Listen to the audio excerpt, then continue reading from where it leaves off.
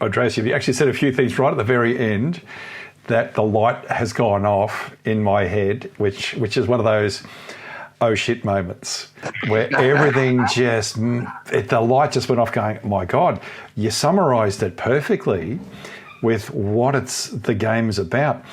We had a podcast early or late last year, early this year, John, with Adiba. And Adiba is a PhD student who has written her thesis on the franchise dealer model. And she talked about the power imbalance between dealer and OEM. But you've highlighted something that is definitely changing in that, because the bigger dealer group's getting bigger, and the mum and dad dealers are disappearing. And that's where the OEMs had more power over them. But also those mum and dad dealers would be a frustration to the OEMs because they all performed at different levels.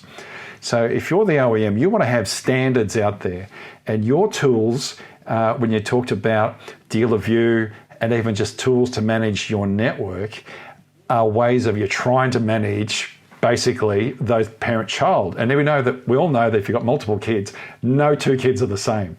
You'll have one kid doing one thing, they'll be very studious, the other one's a bit naughty, and then you'll have a blend of in between.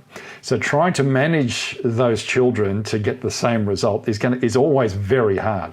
But you've got tools in order to help the parent-child relationship. But the children are changing. And you mentioned before, the children are actually as big as the parents, if not bigger.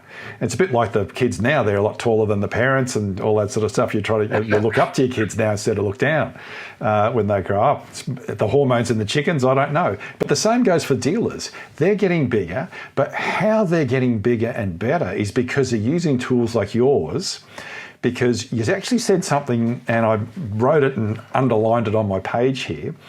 The relationships and the recognition's an important bit, but the person who owns the customer and the person who understands the data can then connect best with the customer, communicate and give them the best experience and feeling, therefore have the best deliverables.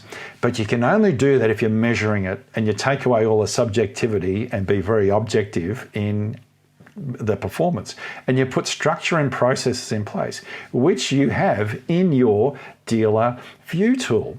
So therefore the dealer can use those tools to make sure their children within their businesses are performing correctly, because the goal is to have that connectivity and the communication. And if you've got a vehicle off-road situation, that's a moment of truth. What do we need to do about it? There's an action plan in place that we follow to address it, so we can then keep that customer happy. And the other thing that you said that was really strong is that there's this desire for who owns the customer, or who actually owns the customer. And OEMs, I know we're guilty of it, always wanting to, our customers, the dealers that's doing it on our behalf.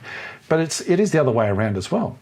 So one thing OEMs are not good at, and you said it right at the very end, is the used car business. Because OEMs are all about keeping that factory going, delivering new cars, and never have driving away a new car. But we know, John, with our discussions with Michael and a number of other our guests on the show, the used car market in this country is more than double the new car market. The car park, new cars are 1 million new cars a year, but there's 20 million cars on the road. So there's a lot of used cars that get churned over and need to be serviced and maintained, and they're providing all the service work for older service outlets. But the new car service space is getting less. So dealers are very good at that used car business, but they need to have the right tools to do that effectively and still use the same vehicle off-road metrics, because a used car owner, that's a new car to them. It still is a new car. So they need to make sure they use the right tooling to manage that relationship, because they will then keep that customer, and they may change between brands, but they still retain that customer and then eventually sell them a new vehicle, whether it's a new used vehicle or a new vehicle. So there's lots that they need to do, and you help both parent and child, even though the children are quite big, to do this. So I think there's some real light bulb moments here for me. Mark, beautifully put. So that relationship at a metaphoric level is now becoming adult to adult. Yeah. The used car space, as you also correctly point out, has never been really understood by the OEMs. It's also a space where the non-franchise side of the market is extremely active. But that's not the point. The point is what you were making earlier, is that the customer views their purchase as importantly as the new car buyer, and their expectations are identical, absolutely identical. Every research that we've ever seen, as well as our own internal metrics, confirm that the customer has the exact same expectation. And how do you drive them back into the franchise network and to the sort of original equipment manufacturers rather than the non-franchise network, is by delivering an experience which is identical to the new vehicle ownership experience. So we encourage that, and our sales concierge service looks at that entire ownership cycle rather than just at the point of where the transaction takes place. And I think the OEMs, as well as the dealer groups who understand these dimensions clearly, will prosper. A new car department is only as healthy as its used car department. That's where the blockage takes place. That's where our cash is tied up. That's where our profitability goes out the window if we don't manage it correctly. It's a major profit center, but it's also can be the Achilles heel. And the OEMs, because they don't understand this, keep wanting to put new car product, push it down the dealer's throat, and the dealer can't consume because the used car departments are blocked. So the used car space is something that we concentrate on, and our tools as well ensure that there's no significant difference in how the new vehicle experience is for customers versus the used experience. So critically important and not well understood by the industry, except at retail. Retailers are good at it, OEMs not so good at it.